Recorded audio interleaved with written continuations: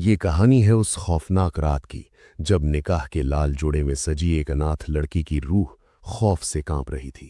जब उसने उस इंसान की सर्द आंखों में देखा जिसे दुनिया एक बेरहम और पत्थर दिल इंसान मानती थी, तो उसे वहां नफरत नहीं बल्कि एक ऐसा भयानक सच दिखा जिसने उसके पैरों तले जमीन खिसका दी।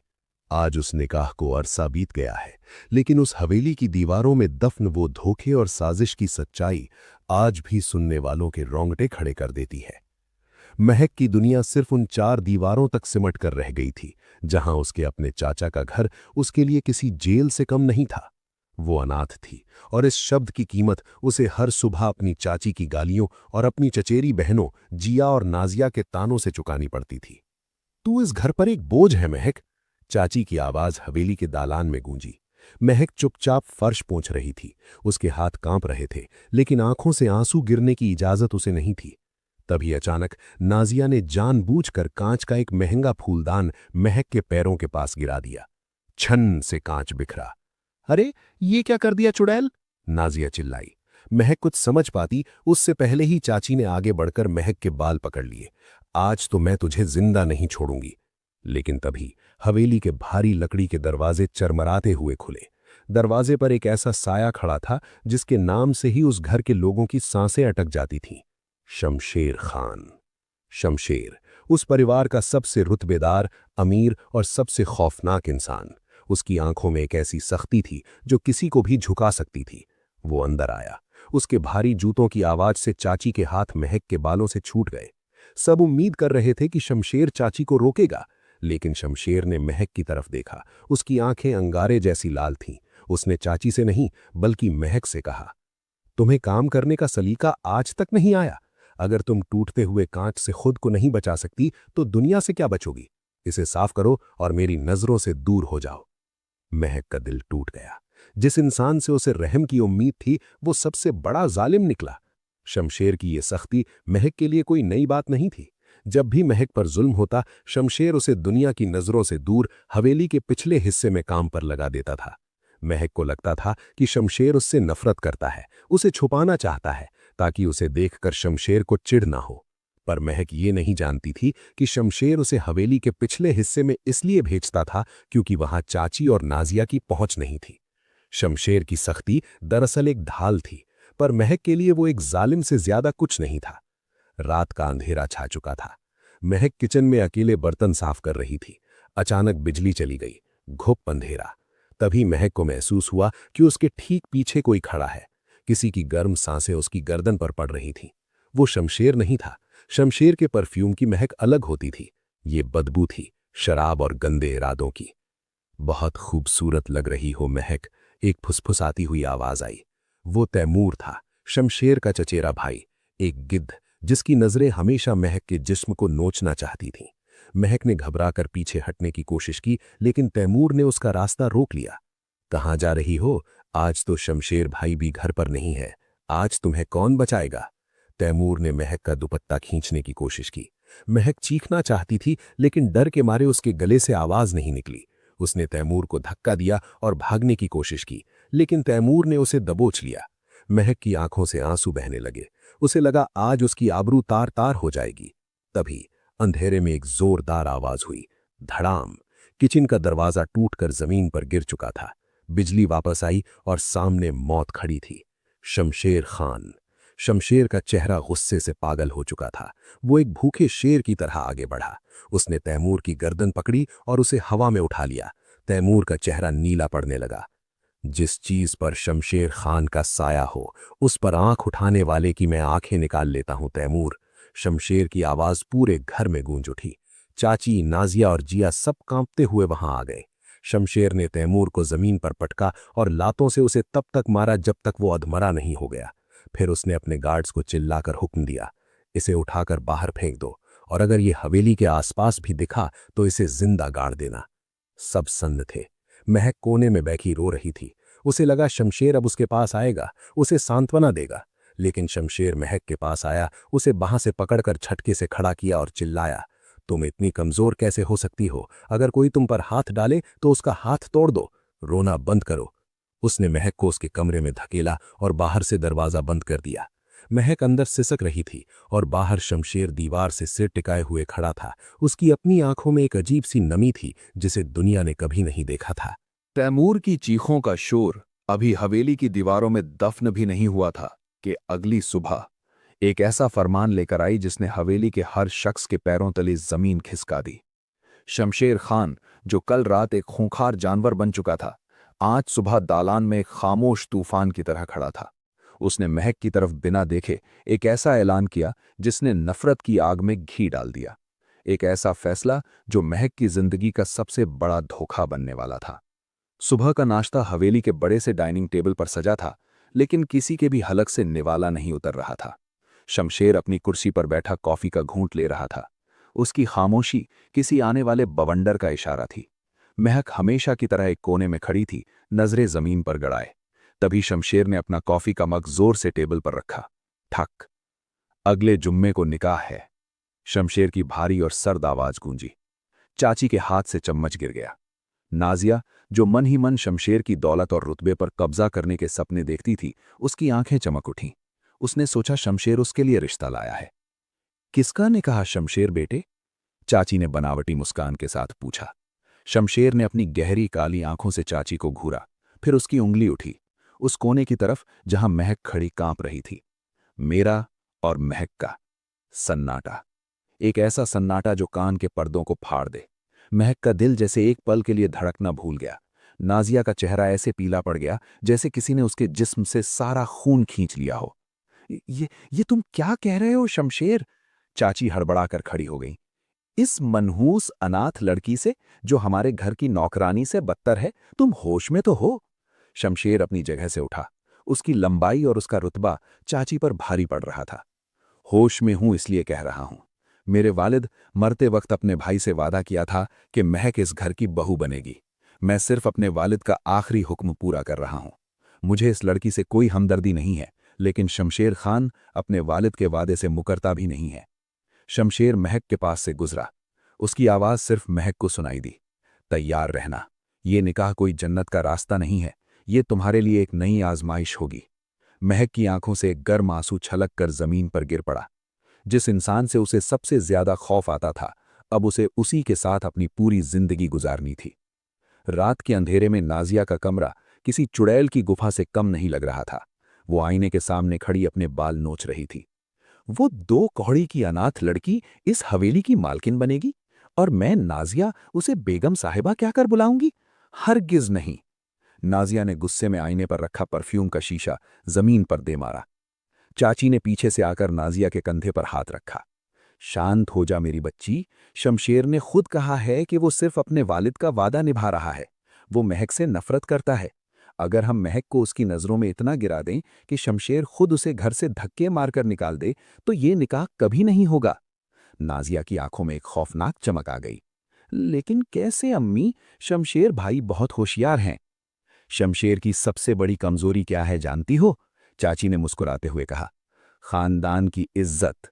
अगर उसे लगे कि महक का चरित्र खराब है, अगर उसे लगे कि महक किसी और से राबता रखती है, तो वो उसे जिंदा जला देगा। नाजिया के होंठों पर एक शैतानी मुस्कान तैर गई। उसने अपना फोन उठाया और एक नंबर डायल किया। राकिब, मुझे तुम्हारी जरूरत है। एक ऐसा खेल खेलना है जिसमें मोहरा मेरी चचेरी बहन होगी और दांव पर उसकी इज्जत लगेगी। निकाह में सिर्फ 3 दिन बचे थे। महक की जिंदगी एक अजीब से सदमे में गुजर रही थी। उसे दुल्हन के जोड़े पहनाए जा रहे थे, लेकिन उसके चेहरे पर कोई नूर नहीं था, सिर्फ खौफ था। शमशेर ने उससे एक लफ्ज भी बात नहीं की थी। वो उसे ऐसे देखता था जैसे वो कोई बेजान चीज हो। एक दोपहर जब हवेली में सब सो रहे थे, महक अपने कमरे में, जो पहले एक स्टोर रूम था, में बैठी अल्लाह से दुआ मांग रही थी। तभी नाजिया दबे पांव कमरे में घुसी। उसके हाथ में एक पुराना इस्तेमाल किया हुआ मोबाइल फोन और कुछ गुलाब के सूखे फूल थे। महक नमाज पढ़ रही थी, उसकी पीठ दरवाजे की तरफ थी। नाजिया ने बड़ी चालाकी से वो फोन और फूल महक के कपड़ों की अलमारी में उसके सबसे पुराने सूट के नीचे छुपा दिए। लेकिन नाजिया एक चीज भूल गई थी। जो लड़की बचपन से जुल्म सहते हुए बड़ी होती है, उसकी छठी इंद्री यानी सिक्स्थ सेंस बहुत तेज हो जाती है। महक ने नमाज खत्म की और उसे हवा में एक अलग सी महक आई, नाजिया के महंगे परफ्यूम की महक। महक का दिल जोर से धड़कने लगा। नाजिया बाजी यहां क्यों आई थी? उसने कांपते हाथों से अपनी अलमारी खोली। कपड़ों को हटाया और वहां वो पुराना फोन और फूल पड़े थे। महक का दिमाग सुन्न हो गया। उसने फोन उठाया। उसमें कोई लॉक नहीं था। उसने इनबॉक्स खोला तो उसकी रूह कांप गई। उसमें राकिब नाम के शख्स के भेजे हुए मैसेज थे। महक मेरी जान, शमशेर से निकाह मत करना, मैं तुम्हें भगा ले जाऊंगा। कल रात पीछे वाले बाग में आकर मुझसे मिलो जैसा तुम हमेशा मिलती हो। महक समझ गई ये एक मौत का फंदा था जो उसके गले में डाला जा रहा था। अगर ये फोन शमशेर के हाथ लग जाता तो शमशेर बिना कोई सवाल किए उसे गोली मार देता। महक की सांसें अटकने लगीं। क्या वो शमशेर को जाकर सब बता दे? लेकिन शमशेर किस पर यकीन करेगा? अपनी सगी चाची और चचेरी बहन पर या एक अनाथ पर? महक फूट फूट कर रोना चाहती थी, लेकिन तभी उसे शमशेर की वो बात याद आई जब उसने तैमूर को पीटा था। तुम इतनी कमजोर कैसे हो सकती हो? रोना बंद करो। महक ने अपने आंसू पोंछे। नहीं, अब और नहीं। बचपन से मैं सिर्फ रोती आई हूं, लेकिन अपनी इज्जत और अपने किरदार पर मैं कोई दाग नहीं लगने दूंगी। अगर नाजिया बाजी ने खेल शुरू किया है तो इसे खत्म मैं करूंगी। महक ने वो फोन वापस उसी जगह पर रख दिया, लेकिन उसने अपना खुद का एक छोटा सा सस्ता फोन, जो उसने सालों से पैसे जोड़कर खरीदा था, जिसे घर में कोई नहीं जानता था, उसे वीडियो रिकॉर्डिंग मोड पर ऑन करके अलमारी के एक छोटे से छेद के पीछे सेट कर दिया। अगली रात मेहंदी की रस्म होने वाली थी। हवेली मेहमानों से भरी थी। शमशेर अपने कमरे में तैयार हो रहा था। तभी नाजिया हांफती हुई शमशेर के कमरे में आई। उसके चेहरे पर घबराहट का झूठा नाटक था। शमशेर भाई, गजब हो गया। शमशेर भाई, मुझे माफ कर दीजिए, मुझे लगा था मैं आपकी बहन हूं, इसलिए खानदान की इज्जत बचाना मेरा फर्ज है। नाजिया झूठे आंसू बहाने लगी। शमशेर ने अपनी शेरवानी के बटन लगाते हुए रुककर उसे घूरा। साफ साफ कहो ना नाजिया, बात क्या है? भाई, वो महक, वो बहुत गिर चुकी है। वो राकिब नाम के किसी लड़के से चक्कर चला रही है। मैंने खुद उसकी अलमारी में एक फोन देखा है जिसमें वो राकिब से गंदी गंदी बातें करती है। वो आपको धोखा दे रही है। शमशेर की आंखों का रंग बदल गया। उसकी नसें तन गईं। अगर ये झूठ हुआ ना नाजिया, तो मैं तुम्हारी जबान काट लूंगा। आप खुद जाकर देख लीजिए भाई, वो अलमारी में सबसे नीचे वाले खाने में रखा है। शमशेर एक आंधी की तरह कमरे से निकला। उसके कदमों की आहट से दालान में सन्नाटा छा गया। मेहमान एक दूसरे का मुंह देखने लगे। शमशेर सीधा महक के कमरे की तरफ गया। महक अपने कमरे में बैठी थी। उसके हाथों में मेहंदी लग चुकी थी। शमशेर ने दरवाजे को जोर से लात मारी। दरवाजा चरमरा कर खुला। शमशेर बिना कुछ कहे सीधा अलमारी के पास गया। उसने सारे कपड़े बाहर फेंक दिए और तभी उसकी नजर उस पुराने फोन और सूखे गुलाब के फूलों पर पड़ी। शमशेर ने फोन उठाया। मैसेज पढ़े। हर एक मैसेज पढ़ने के साथ शमशेर का गुस्सा एक ज्वालामुखी की तरह उबल रहा था। उसने महक की तरफ देखा। उसकी आंखों में इतनी नफरत और खून सवार था कि महक को लगा आज उसकी आखिरी रात है। नाजिया और चाची दरवाजे पर खड़ी मन ही मन मुस्कुरा रही थीं। उनका तीर निशाने पर लग चुका था। शमशेर ने धीरे से अपनी जेब से अपनी लोडेड रिवॉल्वर निकाली। चाची और नाजिया की आंखें फटी रह गईं। वो महक को घर से निकालना चाहती थीं, मारना नहीं। शमशेर ने रिवॉल्वर की नली महक के माथे पर रख दी। तुम्हारे पास अपनी सफाई में कुछ कहने के लिए आखिरी के 10 सेकंड है महक, वरना मैं तुम्हारे इस खूबसूरत चेहरे के चीथड़े उड़ा दूंगा। शमशेर की आवाज में मौत की ठंडक थी। मेहमानों में चीख पुकार मच गई। महक की आंखों से आंसू बह रहे थे, लेकिन उसने अपनी आंखें बंद नहीं की। वो शमशेर की आंखों में देखती रही। रिवॉल्वर का ट्रिगर दबने ही वाला था। तभी महक ने अपनी मेहंदी लगी उंगलियों से धीरे से कहा, गोली चलाने से पहले जरा अपने पीछे अलमारी के उस छोटे से छेद में रखे मेरे फोन की रिकॉर्डिंग देख लीजिए शमशेर खान। आपको पता चल जाएगा कि इस हवेली में असली वेश्या कौन है। ढाल। गोली चली, लेकिन खून महक का नहीं बहा। हवेली के उस छोटे से कमरे में गूंजी उस गोली की आवाज ने किसी इंसान को नहीं, बल्कि सालों से रजी जा रहे एक घिनौने झूठ को छलनी कर दिया था। शमशेर खान, जिसके एक इशारे पर मौत भी रास्ता बदल लेती थी, आज वो खुद एक अनाथ लड़की की आंखों में मौजूद खौफनाक सच के आगे सन्न खड़ा था। और दरवाजे पर खड़ी नाजिया के चेहरे का रंग ऐसे उड़ चुका था जैसे उसके जिस्म से किसी ने रूह खींच ली हो। शमशेर की उंगलियां रिवॉल्वर के ट्रिगर पर अभी भी कसी हुई थीं। उसने अपनी सर्द खूंखार निगाहें महक से हटाकर उस अलमारी के छोटे से छेद की तरफ घुमाईं। महक की सांसें धौंकनी की तरह चल रही थीं, लेकिन उसकी आंखों में अब खौफ नहीं, बगावत थी। शमशेर ने आगे बढ़कर अलमारी के पीछे छुपा वो छोटा सा सस्ता फोन निकाल लिया। स्क्रीन पर रिकॉर्डिंग अभी भी चालू थी। शमशेर ने वीडियो प्ले किया। कमरे में मौजूद हर शख्स की सांसें अटक गईं। वीडियो में साफ दिख रहा था, नाजिया दबे पांव कमरे में घुस रही है। उसके हाथ में वो पुराना फोन है। वो खुद उस फोन को कपड़ों के नीचे छुपा रही है और बुदबुदा रही है, आज इस अनाथ चुड़ैल का खेल खत्म। शमशेर भाई इसे खुद अपने हाथों से मारेंगे। वीडियो खत्म हुआ। शमशेर ने फोन को धीरे से अपनी मुट्ठी में भींचा। प्लास्टिक के टूटने की आवाज पूरे कमरे में गूंज गई। नाजिया के पैर कांपने लगे। वो पीछे हटने लगी। भाई, ये झूठ है। ये लड़की जादू टोना जानती है। इसने वीडियो के साथ छेड़छाड़ की है, नाजिया हकलाते हुए चिल्लाई। चाची भी पसीने से तरबतर हो चुकी थीं। शमशेर धीरे धीरे मुड़ा। उसकी आंखों में अब गुस्सा नहीं था, बल्कि एक ऐसी डरावनी खामोशी थी जो किसी बड़े तूफान से पहले आती है। शमशेर खान को बेवकूफ समझने की कीमत क्या होती है, ये तुम भूल गई नाजिया। शमशेर की आवाज इतनी धीमी थी कि वो किसी फुसफुसाहट जैसी लगी, लेकिन उसका खौफ किसी दहाड़ से कम नहीं था। शमशेर ने नाजिया की तरफ एक कदम बढ़ाया। चाची ने बीच में आकर नाजिया को बचाने की कोशिश की। शमशेर बेटे, माफ कर दे इसे, नादानी हो गई। नादानी? शमशेर दहाड़ा। उसकी आवाज से कमरे के बचे हुए शीशे भी कांप उठे। एक बेगुनाह लड़की के दामन पर कीचड़ उछालना नादानी है? मेरी आंखों में धूल झोंक कर खानदान की इज्जत से खेलना नादानी है? शमशेर ने अपने गार्ड्स को आवाज दी। पलक झपकते ही 4 हथियारबंद आदमी कमरे में आ गए। राकिब को घसीटते हुए यहां लाओ, मुझे वो जिंदा चाहिए, लेकिन उसके पैरों पर नहीं। शमशेर ने हुक्म दिया। अगले 20 मिनट हवेली के लिए किसी कयामत से कम नहीं थे। राकिब, जो इस साजिश में नाजिया का मोहरा था, उसे खून से लथपथ हालत में दालान में लाकर फेंक दिया गया। शमशेर ने भरी महफिल में राकिब के मुंह से पूरा सच उगलवाया। मेहमान सन्न थे। चाची और नाजिया जमीन पर बैठी गिड़गिड़ा रही थीं। शमशेर ने मेहमानों की तरफ देखा। आप सब गवाह हैं, आज से इस हवेली में इन दोनों औरतों का कोई हिस्सा नहीं है। अगर ये कल सुबह की धूप इस शहर में देखें तो समझ लेना शमशेर खान मर चुका है। इन्हें अभी इसी वक्त इसी कपड़ों में इस हवेली से बाहर फेंक दो। चाची और नाजिया की चीखों से हवेली गूंज उठी, लेकिन शमशेर का फैसला पत्थर की लकीर था। उन्हें धक्के मारकर रात के अंधेरे में हवेली से निकाल दिया गया। हवेली में एक अजीब सी खामोशी छा गई थी। मेहमान समझ नहीं पा रहे थे कि अब क्या होगा, निकाह टूट जाएगा या शमशेर महक को भी सजा देगा। लेकिन शमशेर मुड़ा और सीधा मौलवी साहब के पास जाकर बैठ गया। उसने अपने खून से सने हाथ रूमाल से पोंछे और बिना किसी भाव के कहा, निकाह शुरू कीजिए। महक को एक ज़ॉम्बी की तरह लाकर पर्दे के पीछे बिठाया गया। उसके दिमाग में एक बवंडर चल रहा था। नाजिया की सजा मिल गई, लेकिन शमशेर ने महक से एक लफ्ज़ भी नहीं कहा था। क्या वो अब भी महक को एक बोझ समझता है? महक बिनते रशीद अहमद, क्या आपको शमशेर खान वल्द आजम खान के साथ ये निकाह कबूल है? मौलवी की आवाज़ महक के कानों में पड़ी। महक ने गहरी सांस ली। उसकी आंखों के सामने अपनी पूरी जिंदगी का दर्द तैर गया, लेकिन आज उसने पहली बार अपने लिए लड़ना सीखा था। उसने अपने कांपते होठों को खोला। कबूल है। 3 बार कबूल है की गूंज के साथ 2 बिल्कुल अलग दुनिया के लोग एक रिश्ते में बंध गए। लेकिन ये रिश्ता प्यार का था या एक नए समझौते का, महक को नहीं पता था। रात गहरा चुकी थी। महक शमशेर के विशाल बेडरूम में फूलों से सजे बिस्तर पर सिकुड़ कर बैठी थी। भारी लाल जोड़ा आज उसे बेड़ियों जैसा लग रहा था। दरवाजे का हैंडल घुमा और शमशेर अंदर आया। महक डर के मारे खड़ी हो गई। उसकी आंखें जमीन पर थीं। शमशेर ने अपनी शेरवानी उतारी और सोफे पर फेंक दी। वो महक के पास आया। महक ने अपनी आंखें कसकर बंद कर लीं।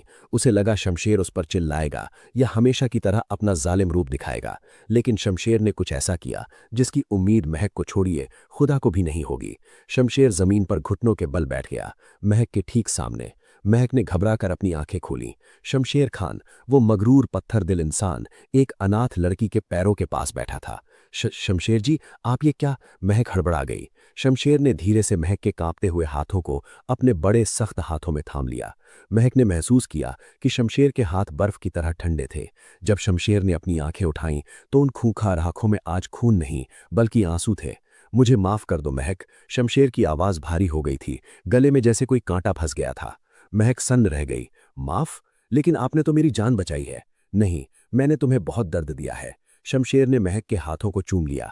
तुम सोचती थी कि मैं तुमसे नफरत करता हूं, दुनिया सोचती थी कि मैं एक जालिम हूं, लेकिन सच तो ये था महक कि मैं तुमसे उस दिन से मोहब्बत करता था जब तुम पहली बार इस हवेली में एक डरी हुई बच्ची की तरह आई थी। महक के दिमाग में जैसे बिजली कौंध गई। मोहब्बत? तो फिर ये सख्ती, ये गालियां, वो मुझे नौकरों की तरह रखना, वो सब क्या था? शमशेर खड़ा हुआ और खिड़की के पास जाकर चांद को देखने लगा। ये दुनिया बहुत जालिम है महक, खासकर ये हवेली। मेरे वालिद के मरने के बाद ये रिश्तेदार गिद्धों की तरह हवेली की दौलत और तुम पर नजरें गड़ाए बैठे थे। मैं जानता था कि अगर मैं तुम्हें अपनी कमजोरी बना लेता, अगर मैं दुनिया को दिखा देता कि महक मेरी जान है, तो वो तुम्हें मुझसे छीन लेते, तुम्हें मार देते। शमशेर वापस महक के पास आया। उसकी आंखों में एक अजीब सा सुकून था। तुम्हें याद है जब मैंने तुम्हें उस टूटते कांच पर डांटा था, जब मैंने तैमूर को पीटने के बाद तुम्हें कमजोर कहा था? मैं तुम्हें कमजोर नहीं, फौलाद बनाना चाहता था। मैं चाहता था कि तुम मेरे बिना भी इस जालिम दुनिया से लड़ना सीख जाओ। मैं तुम्हें इस हवेली की सियासत के लिए तैयार कर रहा था। और आज आज जब तुमने अपने दम पर नाजिया की साजिश को नाकाम किया, तुमने अपनी इज्जत खुद बचाई, तो मुझे लगा कि मेरी महक अब इस हवेली की बेगम बनने के लिए पूरी तरह तैयार है। महक की आंखों से अब जो आंसू बह रहे थे, वो दर्द के नहीं, बल्कि एक अजीब सी आज़ादी और खुशी के थे। सालों का बोझ, सालों की घुटन आंसुओं के जरिए बाहर आ रही थी। वो इंसान जिसे वो अपना सबसे बड़ा दुश्मन समझती थी, वो असल में उसका सबसे बड़ा मुहाफिज यानी रक्षक था। महक ने खुद को रोक नहीं पाई। वो शमशेर के सीने से लग गई और फूट फूट कर रोने लगी। शमशेर ने उसे अपनी मजबूत बाहों में ऐसे छुपा लिया जैसे कोई सीप अपने मोती को छुपाता है। अब तुम्हें रोने की जरूरत नहीं है मेरी जान, शमशेर ने महक के माथे को चूमते हुए फुसफुसाया। अब इस हवेली में जो भी तुम्हारी आंखों में आंसू लाएगा, मैं उसकी दुनिया में आग लगा दूंगा। आज से तुम सिर्फ एक अनाथ लड़की नहीं, तुम शमशेर खान की बेगम हो, मेरी इकलौती मोहब्बत। उस रात हवेली के उस कमरे में कोई खौफ नहीं था। वहां सिर्फ दो दिल थे जिन्होंने नफरत के एक बहुत लंबे और दर्दनाक सफर के बाद आखिरकार सुकून की मंजिल पाली थी। एक ऐसी मंजिल जहां साजिशें हार गईं और मोहब्बत जीत गई।